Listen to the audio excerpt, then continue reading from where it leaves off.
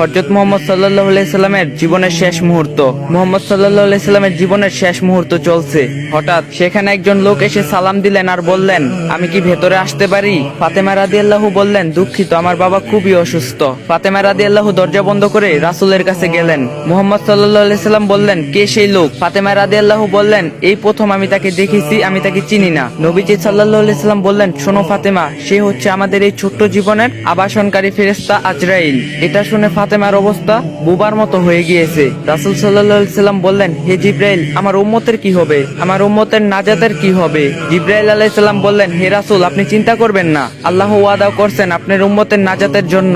মৃত্যুর ফেরেশতারা ধীরে ধীরে রাসূলের কাছে এলেন। জান কবজ করার জন্য মালাকুল মাউত আজরাইল আরো কাছে এসে ধীরে ধীরে রাসূলের জান কবজ করতে থাকলেন। পাশে দাঁড়িয়ে থাকে জিবরাইল। রাসূল সাল্লাল্লাহু আলাইহি ওয়াসাল্লাম বললেন গোয়ানির সাথে, ও জিবরাইল, এটা কেমন বেদনাদায়ক জান কবজ করা। ফাতেমা রাদিয়াল্লাহু তার চোখ বন্ধ করে ফেললেন। আলী রাদিয়াল্লাহু তার দিকে উপর হয়ে বসলেন। জিবরাইল তার মুখটা উল্টো দিকে ফিরিয়ে নিলেন। রাসূলুল্লাহ সাল্লাল্লাহু আলাইহি সাল্লাম বললেন, হে জিবরাইল, তুমি মুখটা উল্টো দিকে ঘুরালে কেন?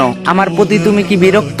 জিবরাইল আলাইহিস সালাম বললেন, হে রাসূল, সাকারাতুল মউতের অবস্থায় আমি আপনাকে কিভাবে দেখে সহ্য করতে পারি? ভয়াবহ ব্যথায় রাসূল সাল্লাল্লাহু আলাইহি সাল্লামের ছোট্ট একটা গোয়ানি দিলেন।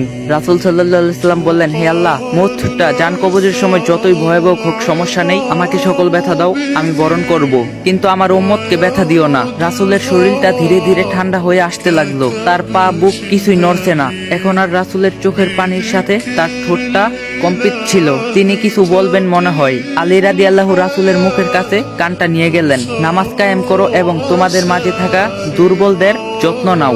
রাসূল সাল্লাল্লাহু আলাইহি সাল্লামের ঘরের বাইরে চলছে কান্নার আওয়াজ। সাহাবীরা একজন আরেকজনকে জড়িয়ে ধরে উচ্চস্বরে কান্নারত।